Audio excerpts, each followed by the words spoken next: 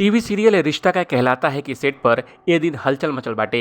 शो से मेकर्स एक झटके में प्रतीक्षा होनमुखे और शहजादा धामी के बाहर का रास्ता दिखा दिल बाना और उनकी जगह नया रूही और अरमान के रोल में रोहित पुरोहित और गर्विता साधवानी का एंट्री हो गई बाटे। दोनों एक्टर का सेट से लुक भी वायरल हो गई बाटे। वह अब मेकर्स शो से जुड़ल एगो नया प्रोमो वीडियो शेयर के बाना, जेमें अरमान और रूही का नजदीकियां देख लोग काफ़ी भड़क गई बाना और मेकर्स के खरी खोटी सुनावतना।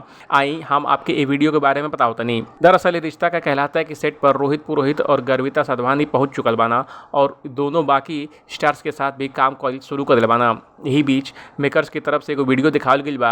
ये वीडियो में अरमान और रूही बनल रोहित पुरोहित और गर्विता साधवानी के बीच रोमांस देखे के मिलत ताटे। ऑफ वाइट आउटफिट में अरमान और रूही बेहद ही प्यार से एक दूसरे के रंग लगावतना और वो फिर काफ़ी ज़्यादा करीब आ जाता ना।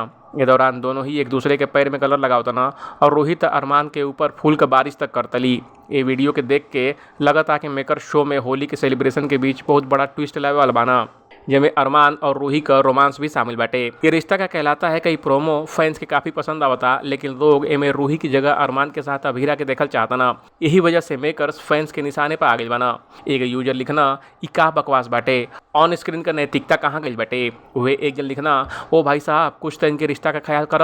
वह एक जन लिखना दोस्त ये बिल्कुल बकवास बाटे, जैसे ई जेठ भाभी के प्रमोट करता वहाँ, ये बहुत घटिया हमें। जेठ और भाभी का होली पर रोमांस ए भगवान ई डीकेपी के लेखक का घटिया सोच के दर्शावताटे। वह एक जन लिखना थर्ड जनरेशन में टीआरपी का कैमियो रोल में एंटर करके पूरा शो बर्बाद कर दिया ना। अब भी इहे करता ना। डीकेपी जेठ भाभी की कहानी दिखावे वाला बाना, हमके ये कहानी में कोनो दिलचस्पी नहीं खे, हम शो ना देखब। वह एगो तीसरका यूजर लिखना अभीरा तो कोनो कोने में बैठ के रोवत हुई हाँ। वह एक जन लिखना कि समस्या अभिनेता में नहीं रहल, समस्या हमेशा डीकेपी और उनकी कहानी में बाटे। ये वजह से कुछ लोग अपनी निजी जीवन के कारण अच्छे अभिनेता से भी नफरत करना। वह एक लिखना कि रिश्ता का कहाला कृपया हमके बतावा।